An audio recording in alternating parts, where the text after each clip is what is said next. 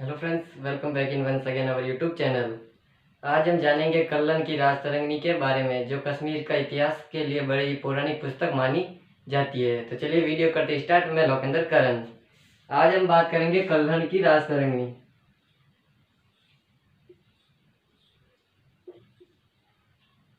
कल्लन की राजतरंगिणी। राजतरंगिणी का क्या अर्थ है? यानी राजाओं की नदी, यानी राजाओं का परवा, यानी राजा के बाद राजा कौन सा, जो पीढ़ी दर राजा के राजा हुए सारे वंशानुगत, उन सब का इतिहास होता है। जो इसकी रचना किसने की थी? कल्लन ने की थी। सबसे पहले जानते हैं हम कल्लन कौन था। तो हम जानते हैं कल्लन के बारे में। कल्लन जो कश्मीर के राजा कौन, अगर कल ज्यादातर पूछ ले कल्लन ने राजतरंगिणी में किसका वर्णन किया गया है, तो कश्मीर का वर्णन किया गया है। अब जानते हैं कल्लन के राजा कौन? हर्षदेव। हर्षदेव के महामात्य कौन? इसके महामात्य। यहाँ पे लिख देता हूं, हर्षदेव के महामात्य। महामात्य कौन? चंपक के पुत्र थे। कौन? कल्लन कौन थे? कश्मीर के राजा हर्षदेव के महामात्य। हर्षदेव यानी महामात्य यानी मंत्री। मंत्री के मंत्री कौन था? चंपक। तो चंपक के पुत्र और संगीत मर्मग कनक कनक के अग्रज थे। अग्रज कौन थे? कल्लन। तो अगर आपसे पूछ ले कल्लन कौन था, तो कश्मीर के राजा हर्षदेव, हर्षदेव के मंत्री या महामत्य भी आप कह सकते हैं। तो महामत्य चंपक के पुत्र, इसके हो जाएगा कौन? पुत्र। और संगीत यानी संगीत मर्मग में कनक के अग्रज थे। कौन? कल्लन। कल्लन ने इसकी रचना कब की थी, अगर उसके बारे में पूछ ले तो कल्लन ने रचना की थी कब? रचना, इसकी रचना हो जाएगी, इसकी रचना के समय कश्मीर का राजा था कौन? जय सिंह। जय सिंह। और कब से कब की आपको ये टाइम पूछ ले तो 1147 ईस्वी से 1149 ईस्वी के मध्य इसने क्या की थी?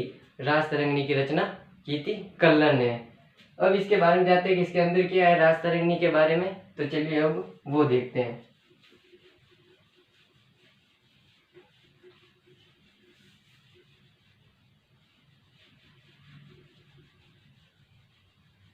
अब देखते हैं इस राजतरंगिणी के अंदर क्या है।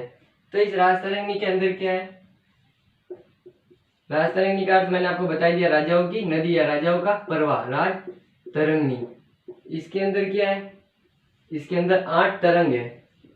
8 तो क्या है? तरंग, यानी आप समझ लीजिए 8 है पहाड़, पाठ है। और कितने है? 78 26। बोलिए मेरे साथ, 78 26। 78 26 2-3 बार बोलोगे तो हो जाएगा कितने? राजतरंगिणी में 8 तो तरंग यानी 8 अध्याय हो जाएंगे।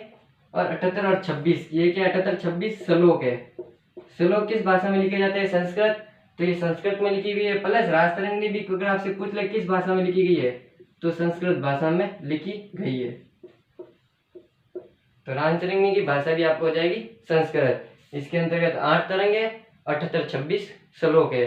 इन 8 तरंग के अंतर्गत क्या क्या बताया गया? तो पहले के 3 तरंग के अंदर कश्मीर के प्राचीन इतिहास के बारे में बताया गया है। कश्मीर का प्राचीन इतिहास, इसमें कश्मीर के प्राचीन यानी सबसे पहले कश्मीर को किसने बसाया वो मैं आपको आगे बताऊंगा। जो प्राचीन इतिहास था, जो लोगों ने मुख्य, जो कल्लन लोगों के घर घर गया, जो मौखिक उसको ज्ञान पता चला कि इसका प्राचीन इतिहास क्या है। तो पहले के 3 तरंग में क्या है? कश्मीर का प्राचीन इतिहास बताया गया है। फिर चौथे और छठे तरंग में, चौथे 5वें और छठे तरंग के अंतर्गत क्या है? इसके अंतर्गत इसने क्या है? कारकोट और उत्पल वंश, ये 2 वंश थे, कारकोट और उत्पल वंश के, इस चौथे और छठे तरंग के अंतर्गत कारकोट और उत्पल वंश के 2 वंश हुए थे, उनका वर्णन किया गया है तीसरे, चौथे, 5वें और छठे तरंग के। अंतिम के 2 तरंग, 7वां और 8वां तरंग, इसके अंतर्गत लोहर वंश के बारे में बताया गया है। ये लोहर वंश कौन था? तो जिसके समय इसने रचना की थी कब? हर्षदेव, जो भी लोहर वंश का शासक था। तो हर्षदेव के समय लोअर वंश का शासक था, उसी के समय इसने राजतरंगिणी की क्या की रचना की थी और उसी का इसने वंश के बारे में बताया गया है। और इसी अंतर्गत इस अंतिम दो तरंगों के अंतर्गत इसकी क्या है ये कह सकते हैं हम पर्सनल जानकारी मिलती है, यानी व्यक्तिगत जानकारी।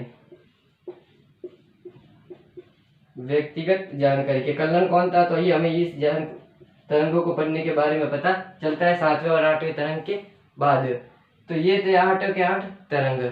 अब देखते हैं कि राजतरंगिणी के सबसे ज्यादा किसका वर्णन किया गया है, तो कश्मीर के इतिहास का वर्णन किया गया है। कौन किसका, कश्मीर के इतिहास का। तो ये बताता है कलन कि कश्मीर की जो क्या कह सकते हैं, कश्मीर की जो स्थापना थी तो उस पांडवों के छोटे भाई सहदेव ने की। किसने की, पांडवों के छोटे भाई, अलग कर देते हैं, ये हो ही गया।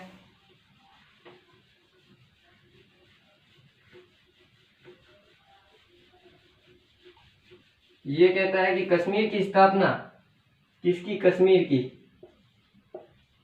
कश्मीर की स्थापना की थी किसने, पांडवों के छोटे भाई, पांडवों के छोटे भाई। कौन, सहदेव।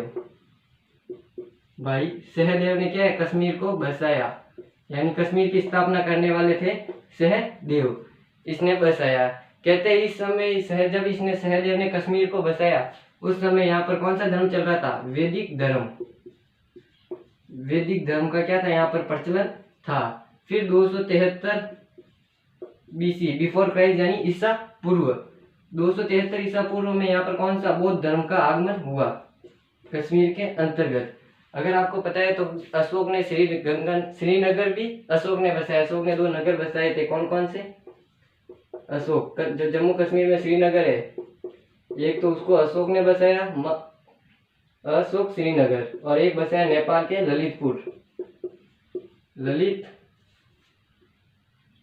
ललित नगर। इन 2 नगरों की भी स्थापना अशोक ने की थी। अब सब देखते हैं कि कलन को राजतरंगिणी की रचना करने की आवश्यकता क्यों पड़ी। तो जब हर्षदेव की क्या हुई, मृत्यु हुई, हर्षदेव की क्या हुई थी, मृत्यु हुई, तब राजाओं के मध्य यानी कि घर में अंतर कौन राजा बनेगा, तो ऐसे लड़ाई झगड़े होने लगे।